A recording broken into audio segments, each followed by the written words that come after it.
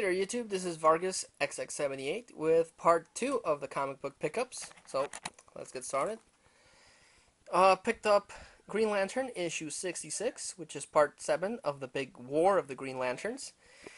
Since I'm not picking up the rest of the issues, I am totally lost on what's going on.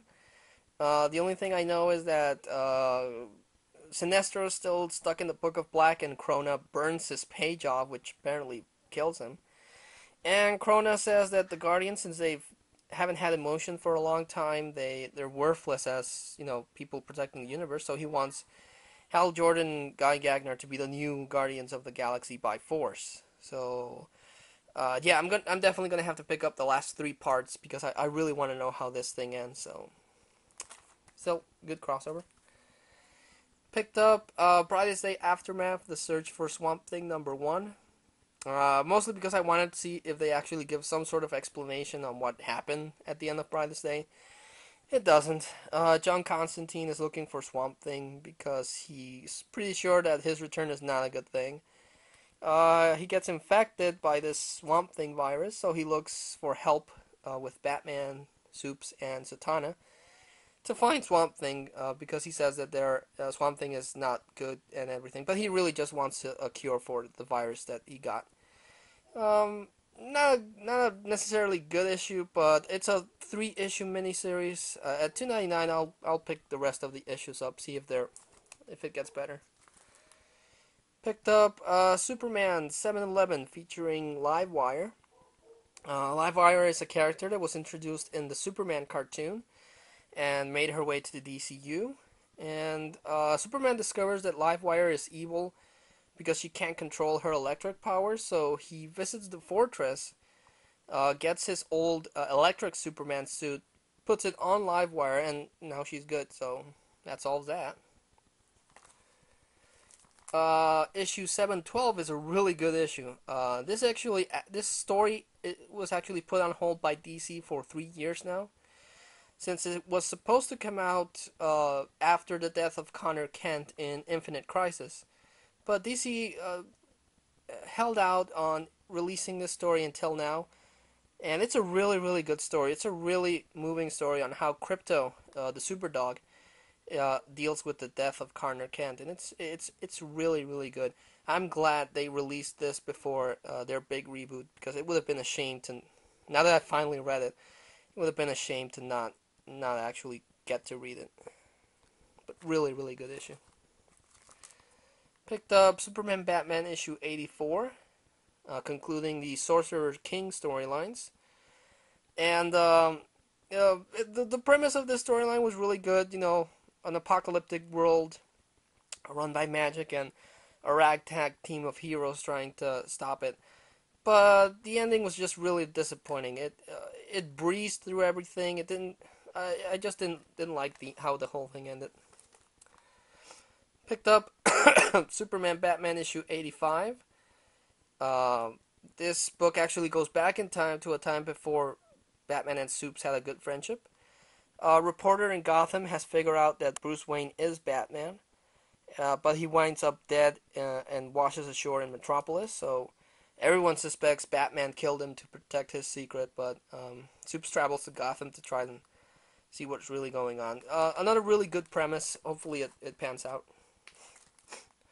Picked up The Rise of Eclipso, Justice League of America, issue 57. Haven't been a big fan of Robinson's work on Justice League, but this storyline is really, really badass. Everything looks bleak for the heroes, but they are eventually rescued by Obsidian and Alan Grant, the first Green Lantern. And they plan to make one last-ditch effort to stop Eclipso, which happens in issue 58. And things look even worse for the hero since Eclipso summons the Spectre, beats him, and cuts him in half. And as the cover boldly states, Donna Troy's last stand, this is, since at the end of the issue, Eclipso impales her with this giant sword. And yeah, things are really not looking good for the heroes, just really, really bad. And apparently the Shade also gets killed, so let's see how everything turns out. But I'm really looking forward to see how this concludes. Picked up Simpsons Comics issue 178. Really fun story featuring Sideshow Bob. Sideshow Bob is a really awesome character, and I'm glad that both the TV show and the comics don't overuse him, since it makes his appearance extra special. But really, really good issue. 179 is not so good. It's a fun issue, but not the best Simpson book I've read. Still, the cover's funny. Picked up X-Men Legacy issue 248, the aftermath of Age of X. A lot of the mutants can't deal with the memories of what happened in that crossover, so some of them want to be completely mind wiped. And some of them are adjusting to both their lives. Frenzy decides to be a hero, and Magneto and Rogue explore the feelings that they had for each other. Issue 248, it is discovered that some of Legion's personality have taken physical form and are, wreaking havoc, and Magneto and Rogue share a kiss. By issue 250, a new team of X-Men is formed to hunt down the Rogue Legion personalities, consisting of Magneto, Rogue, Xavier, Frenzy, Gambit, and Legion. And this is the giant-sized 200th issue, which has the main storyline from X-Men Legacy, a side story, and a reprint of Legion's first appearance in New Mutants. So, really good issue. And issue 251 has them dealing with two more personalities from Legion. Good cover, though. Picked up X-Men Prelude to Schism, issue 204. Focusing on Magneto, his origin, and even his time in the concentration camp, and how he's willing to, help out the X-Men. And issue 3 has Cyclops. They're showcasing Cyclops. Now, I think I might have mentioned this before. Schism is a big X-Men event that's going to happen, and it's going to be the civil war of the mutants. Cyclops and Wolverine are going to be in different. They're going to have different point of views about something that's going to happen. So Cyclops is going to form his team, and they're going to battle Wolverine and his team. And big fallout is going to happen since Uncanny X-Men, X-Men Legacy, and the third X-Men book are going to be canceled, as far as I know. But and they're going to release other books, but really bummed out about that since. Uncanny X-Men 237 was released, continuing the Refugees of Break World. At the end of this issue, Kitty Pryde gets her throat cut off, and it has a really cool battle with Wolverine and the Break World leader. And by issue 238, Kitty Pryde is brought back in proper form. She gets resurrected, so she has full control of her facing power. She's no longer a ghost. They're able to defeat the Break World leader. They make him see the error of his ways, and the X-Men help the Break World refugees set up shop in San Francisco. So, really a good conclusion. A nice, a nice return to Joss Whedon's astonishing X-Men run. So, really happy about it. But again, much like I'm disappointed with DC, again disappointed by Marvel because they're gonna cancel Uncanny X-Men. So. Damn it. Picked up Witchblade issue 144. I've mentioned this before. I love the Witchblade series. I love it, love it. Ron Mars' storytelling is awesome, and Stefan Segic's artwork is wow. And this one, they revisit the origin of Sarah Pazzini and how she got a hold of the Witchblade. They even recreate Michael Turner's awesome red dress for Sarah in the first issue.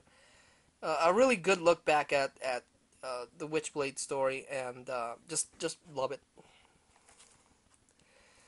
And that continues in 145, where a reporter is going to team up with this detective that is trying to track down. Picked up Wolverine issue 9, continuing Wolverine's quest for revenge, and his first stop is to track down Mystique to get information on the right red hand. And by the end of this issue, Wolverine finally does the deed and kills Mystique. So that's apparently the end of her. Or is it? No, it's not. Because in Wolverine 10, they reveal a little bit more on the story of this evil group that's trying to get Wolverine and why they're trying to do it. And the body of Mystique is put in auction, so... And who buys her off? The Hand. And a resurrection by the Hand is never a good thing. And the story continues in Wolverine 11, showcasing another part of why this group of people wants to get revenge on Wolverine. So, really liking Jason Aaron's writing on Wolverine. Liked Wolverine Goes to Hell, and I'm really looking forward to see how this whole thing ends. Because I'm pretty sure it's not going to end well for Wolverine. Picked up Wonder Woman 611, continuing her new reboot. And Wonder Woman and her freed Amazon sisters take the fight to the Morrigan. They take one out, but the other one shows Wonder Woman this vision of how she became the Morrigan, or a member of the Morrigan, and wiped out a lot of the heroes of DCU. So this Wonder Woman gets shocked because of that. She gets impaled. All the Amazon sisters get killed, so things not looking good for Wonder Woman. But still, really curious and see how the whole thing resolves itself. But again, thanks to the reboot, this story will be completely pointless. And lastly, I picked up Shonen Jump, the July issue, issue 6, which is kind of weird that issue 7 hasn't come out yet. But it's Shonen Jump, awesome stories, good reads, Naruto, always cool, Siren, I'm really liking Siren. One Piece, always epic, and Yu-Gi-Oh! 5Ds and Bleach they're okay. But I got a free Yu-Gi-Oh! Card, so that's pretty awesome. So yeah, guys, that was the comic book collection pickup video. Like I said, lots and stuff to talk about. And if you would allow me to go into a little rant here, I already have my red ring here. I'm not a stranger to reboots. In the years I've been collecting comic books, I've been a part of 3 big reboots. So I don't mind. I don't like the costume designs DC has planned. I don't like some of the story ideas it has planned, but I'll go with it. My only big gripe is that they're messing with the numbering system. That's a thing Marvel does, and I hate it when they do it. And I hate DC for messing up their numbering system.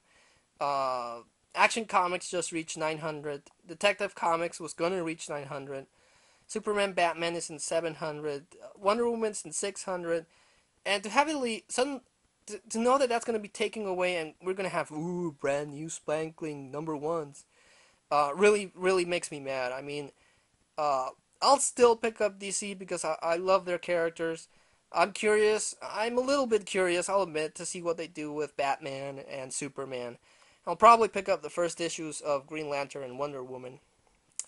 But if I have a chance to speak out at someone at Comic-Con and basically vent my rage on the new numbering system, I will. But I know that's not gonna happen. DC's still gonna do it, and it's really sad to see that they're copying this dumb idea from Marvel. It's just stupid. And even Marvel's doing it again with X-Men. They're gonna cancel Uncanny X-Men. Their longest running mutant title, and stupid. But anyway, my recommendation for this video, guys, will definitely be Witchblade 144. If you don't know a thing about Witchblade, this is the issue you need to get. And if I can find it, the Superman 712 issue. Really good read, definitely recommend it. So, yeah, that was the video, guys. Thanks so much for watching, and until I see you again, this is Vargas XX78, signing off.